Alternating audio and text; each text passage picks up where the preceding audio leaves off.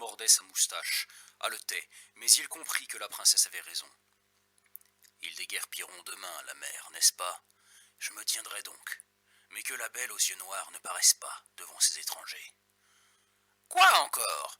Pour qu'ils supposent que je l'emprisonne, hein? Hélène se montrera, telle est ma volonté. Commande moins, chez moi, tu n'y es pas encore le maître. »« Ne vous fâchez pas, princesse, je serai doux comme figue, puisqu'il le faut, qu'il en soit selon votre désir. »« Bien parlé, mon faucon, prends ton théorbe, chante, joue, ça te soulagera l'âme. Et d'abord, allons les retrouver. » Ils reparurent dans la salle. Les princes, ne sachant comment amuser leurs hôtes, continuaient à les saluer jusqu'à terre et à les inviter à prendre leurs aises. Messire Skshetuski accueillit Bohun d'un regard fier, mais il n'y avait plus d'arrogance dans les yeux du chef cosaque. Au contraire, son visage rayonnait d'une gaieté admirablement feinte. Dehors, parmi les ténèbres, Skshetuski n'avait pu distinguer nettement ses traits. Bohun était un jeune gaillard, d'une sveltesse de peuplier. Sur la matité de son teint, la joie s'atténuait d'une ombre de mélancolie, tel un soleil sous des nuages. Des cheveux noirs et bouclés prenaient son large front comme une serre d'aigle. Le nez aux mobiles narines dominait de sa courbe rostrale des lèvres fraîches. La moustache, aux longues pointes, dépassait un menton volontaire. Les dents luisaient au travers du sourire. C'était bien là le type de la beauté ukrainienne, hardie, pleine de fantaisie et d'ardeur. Ses riches vêtements contrastaient avec les houpplantes grossières des princes. Un juste corps, lamé d'argent, recouvrait le pourpoint de soie rouge que portaient tous les cosaques de Péry-à-Soif. Ses hanches se dessinaient, bien prises, sous les plis d'une ceinture d'où pendait un sabre magnifique. Pourtant, ce sabre et l'éclat de ce costume pâlissaient aux fulgurations que jetait son poignard turc aux manches imbriquées de joyaux. Sous ses atours somptueux, avec la grâce et la nonchalance de ses allures, des manières aisées et hautaines à la fois, on l'eût pris pour un fils de Mania.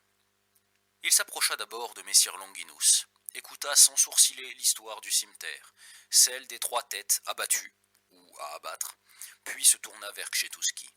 « Vous venez de Crimée, messire ?» demanda-t-il. « De Crimée », confirma sèchement l'officier. « J'y fus en montant, et si je n'ai pas poussé de pointe jusqu'à Bakhchiserai, du moins j'espère m'y voir bientôt, pour peu que se vérifient les rumeurs qui circulent. » « Quelles rumeurs ? » ?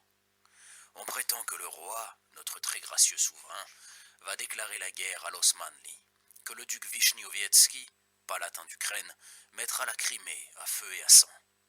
Ces bruits font tressaillir de joie le Nil et l'Ukraine entière. Un chef aussi glorieux nous mènera bien jusque dans le palais du Khan, sinon ce serait à renoncer à y pénétrer jamais. « On ira !» s'écrièrent les frères Kurtsevitch. Le lieutenant fut gagné par le respect avec lequel le chef cosaque parlait de Vishniovietski. Il répondit d'un ton déjà plus conciliant. « Vous ne trouvez donc pas que vous avez accompli assez de prouesses avec vos apologues ? Petite guerre, petite gloire, et grande guerre, grande gloire. C'est bien à la bataille de Khotchim, non à la chasse, qu'un Konachevitch l'a gagné. » Au même instant, la porte s'ouvrit, et l'aîné des frères, Vassil, pénétra lentement dans la salle, conduit par Hélène. C'était un homme d'âge mûr, dont le visage ascétique et triste ressemblait à celui des saints tels qu'on les voyait sur les tableaux byzantins. Ses longs cheveux prématurément blancs retombaient sur ses épaules. 2 trous sanguinolents se creusaient à la place des yeux. Il tenait une croix de cuivre qu'il haussa pour bénir la pièce et les hôtes. « Au nom du Père, au nom du Fils et de sa sainte mère très pure, si vous êtes les envoyés de Dieu, les annonciateurs de la bonne nouvelle, soyez les bienvenus dans cette demeure chrétienne. Ainsi soit-il. »« Pardonnez-lui, mes seigneurs, » s'excusait la princesse. « Il a la tête faible. » Vassil ne cessait de bénir. « Ainsi qu'il est dit dans les épîtres des apôtres, » poursuivit-il, « ceux qui versent leur sang pour la foi seront sauvés, mais damnés ceux qui périront pour la défense de leurs biens temporels. Prions, mes frères, voici que le feu du ciel menace nos têtes, car nous avons fait la guerre en vue du butin. Mon Dieu, ayez pitié de nous, misérables pécheurs. Et vous, étrangers, qui venez des pays du loin, quelles nouvelles nous apportez-vous? Êtes-vous des apôtres? » « Qui donc aurait pu nous investir d'une si haute mission ? Répliqua le lieutenant. « Nous sommes des soldats, rien de plus, mais prêts à mourir pour notre foi.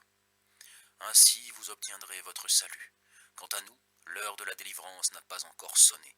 Mes frères, le feu brûle au-dessus de nos têtes. » Ces derniers mots s'échappèrent de ses lèvres en un gémissement lamentable.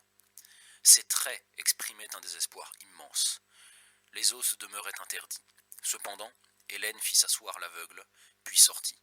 Elle revint quelques instants après, tenant un luth. Bientôt des sons mélodieux emplirent la pièce.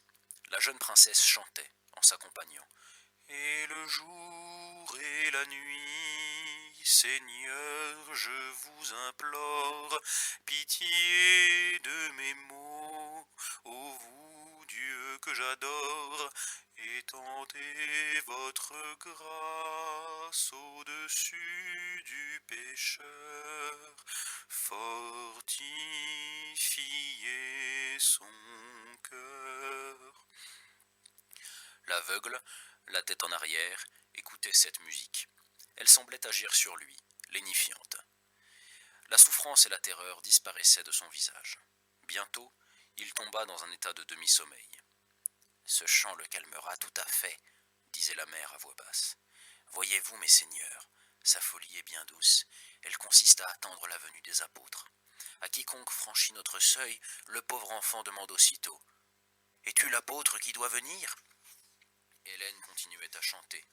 « Montre-moi le chemin, ô Seigneur des seigneurs, à moi qui suis pèlerin dans les détours du désert, à moi qui suis arche perdue dans les vagues d'une mer immense. » Sa voix harmonieuse s'élevait par degrés. Et le luth à la main, les yeux inspirés, elle était si divinement belle que Jean la contemplait comme en extase, oublieux du monde et des hommes. Ces paroles impératives le tirèrent enfin de son ravissement. « Assez !» disait la vieille princesse. « Il dort et ne se réveillera pas de sitôt. » Puis, se tournant vers ses hôtes. « Mes seigneurs, faites-nous la grâce de partager avec nous le repas du soir. »« Nous vous prions humblement d'accepter le sel et le pain, » ajoutèrent les jeunes princes. Alors, Rovanursu, en boyard fait aux belles manières, offrit son bras à la matrone. Aussitôt Jean s'approcha d'Hélène. Son cœur se fondit quand il sentit la main de la jeune fille s'appuyer sur son bras. « Les anges du ciel, dit-il, n'ont pas une voix plus suave. » Elle répondit. « C'est péché, messire, que de comparer mon chant à celui des anges. » « Si c'est là péché, je l'ignore.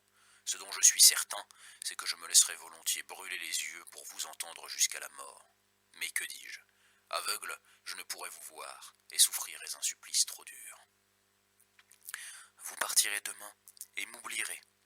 Non, pardieu, mon cœur est à vous, et n'aura jamais d'autre amour. » À ces mots, une rougeur écarlate envahit le visage de la princesse. Sa poitrine se souleva précipitamment. Elle voulut répondre, mais ses lèvres tremblaient. Alors Jean poursuivit, incliné vers elle. « C'est vous, plutôt, qui m'oublierez auprès de ce hardi chef cosaque, et je gage que sa balalaïka accompagnera vos chants. »« Jamais, jamais, murmura Hélène, et vous, gardez-vous de lui, il est redoutable. »« Que m'importe, un cosaque de plus ou de moins sur la terre, et si la cite chantière devait se lever à sa voix, moi, pour vous défendre, pour votre amour, je tiendrai tête à tous. Car vous êtes un joyau sans prix, vous êtes le monde entier, mais vous, oh, dites-le de grâce, pourrez-vous m'aimer? » Un « oui » prononcé si bas qu'il eut peine à l'entendre, parut à l'officier une musique séraphique. Son cœur se mit à battre si fort qu'il crut en abriter au moins une dizaine dans sa poitrine. Il eut l'impression de voir autour de lui toute chose rayonner comme le soleil et se sentit des ailes, une force jamais rencontrée. Durant le repas, le regard de Pohun se fixait parfois sur l'officier, mais Kshetuski, sûr maintenant d'Hélène, ne s'inquiétait plus de son rival. « Qu'il ne vienne pas me déranger, sinon gare, je saurai l'anéantir, » songeait-il. Puis, rapidement, ses pensées s'envolèrent. Voilà qu'il sentait Hélène si près de lui qu'il pouvait lui toucher le bras. Il voyait ses joues en feu, sa poitrine qui se soulevait, et ses yeux tantôt baissés avec modestie, tantôt scintillant comme deux étoiles.